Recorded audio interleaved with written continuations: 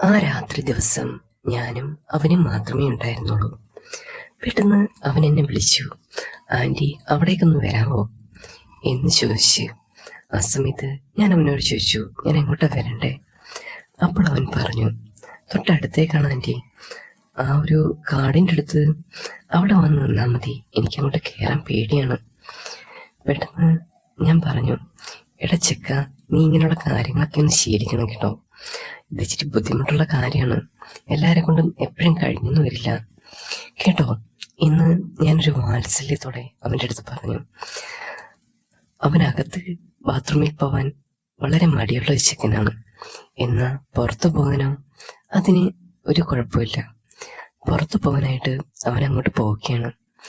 ശേഷം അവൻ അവിടെ പോയി കുറച്ച് സമയം കഴിഞ്ഞ് തിരിച്ചു വന്നു.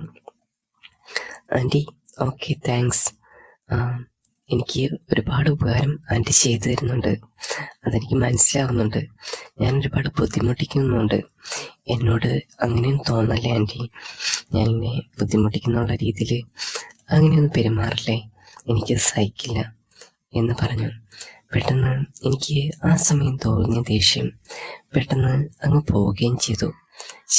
ഞാൻ അവനോട് അങ്ങനെ പെരുമാറുണ്ടായിരുന്നു, കുഴപ്പമില്ലടാ എന്ന് പറഞ്ഞ് ഞാൻ അവനുമായി അകത്തേക്ക് വന്നു. പെട്ടെന്ന് അവൻ എൻ്റെ അടുത്ത് ചോദിച്ചു, ചേച്ചിക്ക് ചേട്ടൻ പോയതിൻ്റെ ആ ഒരു വിഷമവും കാര്യങ്ങളൊക്കെ ഉണ്ടല്ലേ? ഞാൻ പറഞ്ഞു, ആടാ ഉണ്ട്. പിന്നെ ചേട്ടൻ ഏകദേശം ഒരു 2 ദിവസത്തേക്കൊക്കെ അങ്ങനെ മാറി നിൽക്കുന്നില്ലേ, അതുകൊണ്ട് കുഴപ്പമില്ല എന്ന് പറഞ്ഞു. അപ്പം തന്നെ അവൻ പറഞ്ഞു, വിഷമിക്കൊന്നും വേണ്ട, അത് പോയിട്ട് വരുമല്ലോ, അപ്പോൾ അതിനകത്ത് ചേച്ചി വിഷമിക്കൊന്നും വേണ്ട. എന്തെങ്കിലും ആവശ്യങ്ങളൊക്കെ ഉണ്ടെങ്കിൽ എന്നോട് പറഞ്ഞാൽ മതി. ഞാൻ ചോദിച്ചു, എന്താവശ്യങ്ങളാണ് നീ ഉദ്ദേശിച്ചത്? അപ്പോൾ അവൻ പറഞ്ഞു, ചേച്ചി എന്തെങ്കിലും സാധനങ്ങൾ വാങ്ങിക്കാനോ എന്തെങ്കിലുമൊക്കെ ഉണ്ടെങ്കിൽ ചേച്ചി എൻ്റെ അടുത്ത് പറയണം കേട്ടോ, എന്നെ ഒരു അന്യനായിട്ട് കാണണ്ട. എന്തെങ്കിലും കാര്യങ്ങളുണ്ടെങ്കിൽ തന്നെ ഞാൻ ചെയ്തുതരാം. ഇന്ന് ഉച്ചയ്ക്ക് ജോലിയൊക്കെ ചെയ്ത കണക്കന്നെ എല്ലാ കാര്യങ്ങളും ഞാൻ തന്നെ നോക്കിക്കോളാം എന്നവൻ മറുപടി പറഞ്ഞു. ഞാൻ പറഞ്ഞു, ആയിക്കോട്ടെ, ഞാൻ എന്തെങ്കിലും ഉണ്ടെങ്കിൽ പറയാം എന്ന് ഞാൻ അവനോട് മറുപടി പറഞ്ഞു. ശേഷം അവൻ അവൻ്റെ റൂമിലേക്ക് പോയി, ഞാൻ എൻ്റെ റൂമിലേക്ക്. അങ്ങനെ രാത്രിയിലൊരു 12 മണി കഴിഞ്ഞു. ആ സമയത്ത് ഞാനന്ന് കണ്ണടച്ച് വരികയായിരുന്നു. അപ്പോൾ വാതിലാരും മുട്ടുന്നത് പോലെ, ചേച്ചി ഒന്ന് കതക് തുറക്കോ എന്ന് ചോദിച്ചു. പെട്ടെന്ന്, എന്താടാ, ഇനിയും നിനക്ക് പുറത്ത് പോകണോ എന്ന് ചോദിച്ച് ഞാൻ പുറത്തേക്ക് ഇറങ്ങി. ആ സമയത്ത് അവൻ അവിടെ നിൽപ്പുണ്ടായിരുന്നു. പെട്ടെന്ന് അവനോട് ചോദിച്ചു, ചേച്ചിക്ക് റൈഡ് പോകാൻ ഇഷ്ടമാണോ? ഞാൻ ചോദിച്ചു, നിനക്കെന്താ ഭ്രാന്താണോ? ഈ പാതിരാത്രിക്കാണോ അതൊക്കെ വന്ന് ചോദിക്കുന്നത്? പകലെപ്പോഴെങ്കിലുമൊക്കെ പോകേണ്ട കാര്യങ്ങളല്ലേ അത്? പെട്ടെന്ന് അവൻ എന്നോട് ചോദിച്ചു, പകലുള്ള കാര്യങ്ങളല്ല, രാത്രി റൈഡ് പോകാൻ ഇഷ്ടമാണോ? പെട്ടെന്ന് ഞാൻ അവനോട് പറഞ്ഞു, നീ ഒന്ന് പോയി കിടന്നുറങ്ങിയേ, വെറുതെ മനുഷ്യന് ദേഷ്യമിപ്പിക്കാതെ. ഞാനൊന്ന് ഉറങ്ങി വരികയായിരുന്നു. ചേച്ചി, ഞാൻ സീരിയസ് ആയിട്ടാണ് ചോദിച്ചത്. ഞാൻ ചേച്ചിയുടെ ആരുമല്ല, പക്ഷേ എനിക്ക് ഇന്നപോലെ തോന്നിയൊരു കാര്യം ചോദിക്കാൻ പാടില്ല എന്നുണ്ടല്ലോ. ചേച്ചിക്ക് റൈഡ് പോകാൻ ഇഷ്ടമാണെന്നുണ്ടെങ്കിൽ ഞാൻ കൊണ്ടുപോകാം. രാത്രിയിലത്തെ റൈഡ് ഭയങ്കര സൂപ്പറാണ് ചേച്ചി, ചേച്ചി ഒന്ന് അത് അനുഭവിച്ച് തന്നെ നോക്കണം എന്നവൻ ഒറ്റ വാക്കിൽ മറുപടി പറഞ്ഞു. എൻ്റെ പൊന്നിച്ചക്ക, ഈ രാത്രിയിൽ ആരെങ്കിലും അങ്ങനെ റൈഡ് പോകുമോ? അങ്ങനെ കണ്ടു കഴിഞ്ഞാൽ അത് ബുദ്ധിമുട്ടല്ലേ എന്ന് പറഞ്ഞു. ചേച്ചി ആദ്യം ഒന്ന് വന്ന് നോക്ക്, പിന്നെ നമുക്ക് നോക്കാം. ഞാൻ പറഞ്ഞു, ചെക്കൻ്റെ കാര്യം, എവിടേക്കാ ഇപ്പം നീ റൈഡ് പോകാൻ പോകുന്നത്? അത് ഒരു മലയുടെ മുകളിലേക്കാണ്. അപ്പോൾ അവിടെ പോകുകയാണെന്നുണ്ടെങ്കിൽ നല്ല രസമായിരിക്കും കാണാൻ. രാവിലെ പുലർച്ചയിൽ ആ മലയിൽ സൂര്യൻ ഉദിക്കുന്നതൊക്കെ കാണാൻ പറ്റും എന്ന് പറഞ്ഞു. നിനക്ക് സൂര്യൻ ഉദിക്കുന്ന കാണണമെങ്കിൽ ഇവിടെ കണ്ടാൽ പോരെ, എന്തിനാ മലയുടെ മുകളിലൊക്കെ പോയി കാണുന്നത്?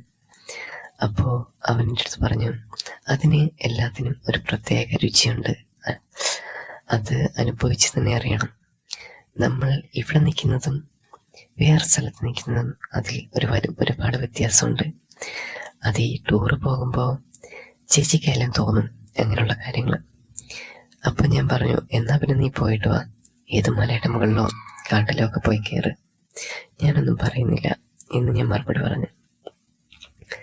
അയ്യോ ചേച്ചി, അങ്ങനെയൊന്നും പറയല്ലേ, ഞാൻ ചേച്ചിയോട് ചോദിച്ചിട്ടല്ലേ പോകുന്നത്. പെട്ടെന്ന് അവൻ്റെ അടുത്ത് പറഞ്ഞു, എന്നാ നീ പോയിട്ട് വാ.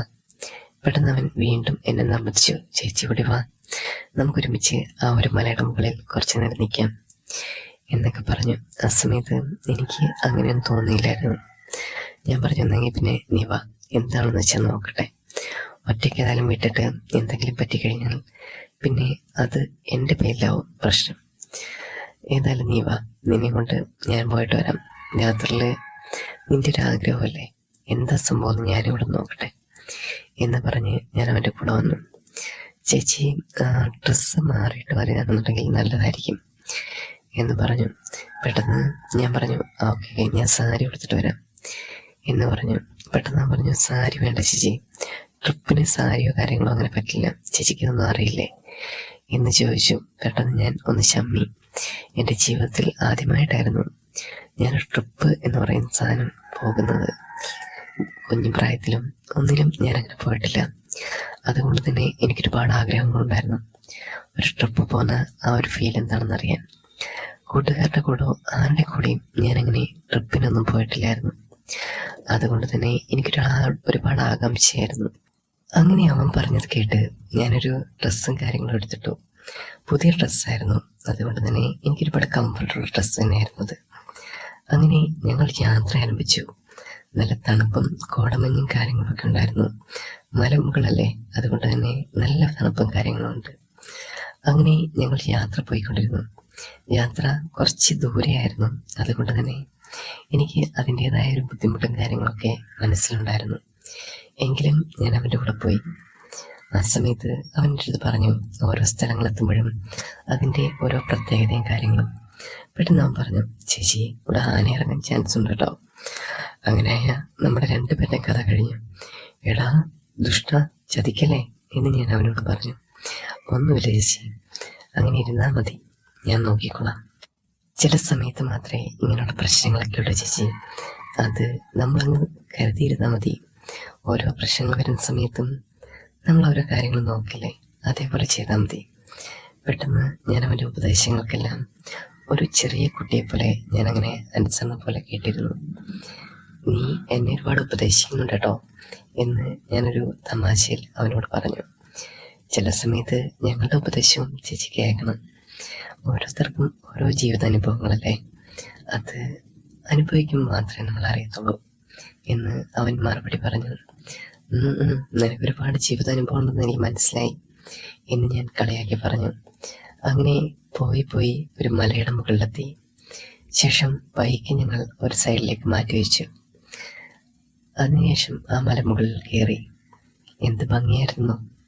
അതിൽ കോടമഞ്ഞും പിന്നെ പുലർച്ചയുടെ ആ ഒരു ഭംഗിയും കാര്യങ്ങളൊക്കെ കാണുന്നുണ്ടായിരുന്നു. പിന്നെ ആ സമയത്ത് ഒറ്റ മനുഷ്യന്മാരാര് ആ ഒരു സ്ഥലത്തെങ്ങുമില്ല, ഞങ്ങൾ മാത്രമേ ഉണ്ടായിരുന്നുള്ളൂ. അതുകൊണ്ട് തന്നെ അവൻ എന്നോട് ചോദിച്ചു, എങ്ങനെയുണ്ട് പ്ലേസ്? ഞാൻ പറഞ്ഞു, പ്ലേസൊക്കെ സൂപ്പർ, നീ പറഞ്ഞതുപോലെ തന്നെ നല്ല ഭംഗിയുണ്ട് പ്ലേസെല്ലാം കാണാൻ. നീ ഇടയ്ക്കിടയ്ക്ക് ഇവിടെ വരാറുണ്ടോ? കൂട്ടിന് എന്നെപ്പോലെ ആരെങ്കിലും ഉണ്ടായിരിക്കുമോ ഇങ്ങനെ കറങ്ങാനും പിടിക്കാനൊക്കെ? പെട്ടെന്ന് അവൻ പറഞ്ഞു, അയ്യോ അങ്ങനെയൊന്നും നമുക്കില്ല ചേച്ചി, ഇപ്പോൾ എനിക്കൊരു കമ്പനിക്കാണ് ചേച്ചിയെ കൊണ്ടുവന്നത്, അല്ലാതെ വേറെ ഒന്നുമില്ല എന്ന് മറുപടി പറഞ്ഞു. ആയിക്കോട്ടെ എന്ന് ഞാനൊരു മൂളി. പെട്ടെന്ന് അവൻ എന്നെ നോക്കി ഒന്ന് പുഞ്ചിരിച്ചു. ഞാനും, എങ്ങനെയുണ്ട് ഇവിടെ വന്നിട്ട് ഉള്ള പ്ലേസും കാര്യങ്ങളൊക്കെ, ഒരു ഫീൽ എന്താണ് എന്ന് അവൻ ചോദിച്ചു. ഞാൻ പറഞ്ഞ അടിപൊളി, നല്ല തണുപ്പുണ്ട്, പിന്നെ എനിക്ക് ജലദോഷം പിടിക്കുന്നൊരു പേടിയുണ്ട്. ഇങ്ങനെ തണുപ്പ് ഒരുപാട് കൊണ്ടാ ജലദോഷം പിടിക്കും, എന്തെങ്കിലും ഒരു കമ്പിളിപ്പതപ്പ് കൈക്കതിരണ്ടായിരുന്നു എന്നവൻ പറഞ്ഞു.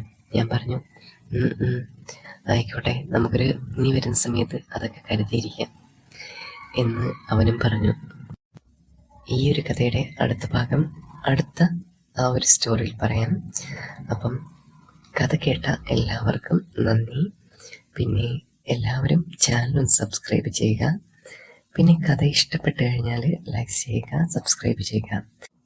ഇനിയും പുതിയ പുതിയ വെറൈറ്റീസ് ആയിട്ടുള്ള കഥയുമായിട്ട് ഞാൻ വരുന്നതായിരിക്കും. അപ്പം കഥ കേട്ട എല്ലാവർക്കും ഒരിക്കൽ കൂടി നന്ദി.